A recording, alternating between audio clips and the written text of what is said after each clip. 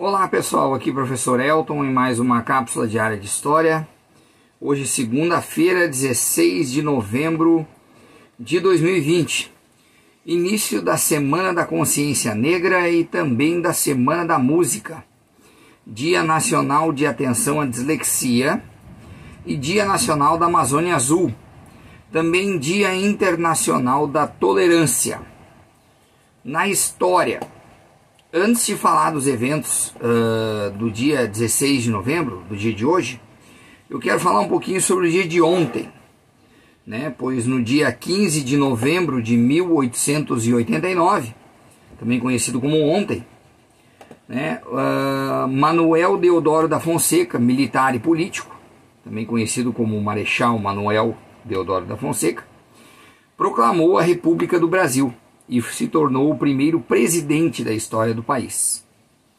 Seu governo foi marcado por uma grande instabilidade política e econômica, né, cuja crise também teve um aumento com o fechamento do Congresso Nacional e acabou resultando na sua renúncia no dia 23 de novembro de 1891. Como sucessor teve Floriano Peixoto, e a República foi estabelecida em todo o país praticamente sem lutas, né? Com exceção do estado do Maranhão, onde alguns antigos escravos reagiram em apoio ao Império. E a primeira nação a reconhecer o novo governo do Brasil como uma república foi a Argentina em 20 de novembro de 1889. O Marechal Deodoro da Fonseca morreu no dia 23 de agosto de 1892, no Rio de Janeiro, por conta de uma forte crise de dispneia, ou seja, uma crise de falta de ar, né? Então, em 15 de novembro de 1889, tinha fim o segundo reinado, ou seja, o governo do Dom Pedro II no Brasil, o segundo reinado. E o Brasil então deixava de ser um império e começava a ser uma república, né? O que a gente vai chamar de primeiro período de república militar, com o Deodoro da Fonseca, o Floriano Peixoto, e depois entra a chamada República Velha, né? República do Café com Leite. Tá? Mas então vamos aos eventos do dia de hoje. Né? Em 16 de novembro de 1532, Francisco Pizarro, explorador espanhol e conquistador, armou uma armadilha contra o imperador Inca Atahualpa e com menos de 200 homens contra um exército de 5.000 incas, desarmados, é claro, Pizarro massacrou seus inimigos e capturou Atahualpa, forçando-o a se converter ao cristianismo, antes de finalmente matá-lo. A conquista de Pizarro aconteceu quando o Império Inca passava por uma guerra civil, que dividiu a lealdade do povo. Em 1904, chegava ao fim a revolta da vacina no Rio de Janeiro, um movimento que havia iniciado no dia 10 de novembro de 1904 e acontecia por causa da rejeição popular à vacina obrigatória contra a varíola. Olha só, protestos por causa de uma vacina. Esse projeto da vacina contra a varíola era proposto pelo sanitarista Oswaldo Cruz. Por conta disso, brigadas sanitárias, acompanhadas por policiais, poderiam entrar nas casas e aplicar a vacina à força. A resistência popular começou com uma manifestação estudantil e foi aumentando, chegando ao ponto de, no dia 13, tomar uma proporção que transformou o centro do Rio de Janeiro em um campo de batalha.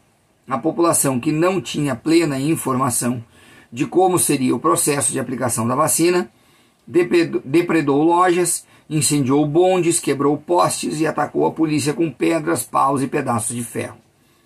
Por conta da revolta, o governo suspendeu a obrigatoriedade da vacina e declarou estado de sítio no dia 16 de novembro. Ao final da revolta, 30 pessoas morreram e outras 110 ficaram feridas. Depois, com a situação sob controle, o processo de vacinação foi reiniciado. Em pouco tempo, a varíola foi erradicada da então capital do Brasil. Em 1940, Um muro de 3 metros de altura, coberto por arame farpado, foi construído em 16 de novembro na Alemanha nazista para separar judeus em um gueto da cidade de Varsóvia, na Polônia. Quem era judeu era obrigado a viver separado do resto da população. Os alemães vigiavam de perto os limites do gueto para viajar, para garantir o confinamento. Estimava-se que o gueto de Varsóvia era o maior de todos entre os criados pelos nazistas, tanto em área quanto em população. Mais de 350 mil, cerca de 30% dos habitantes de Varsóvia, tiveram que viver em 2,4% da área total da cidade.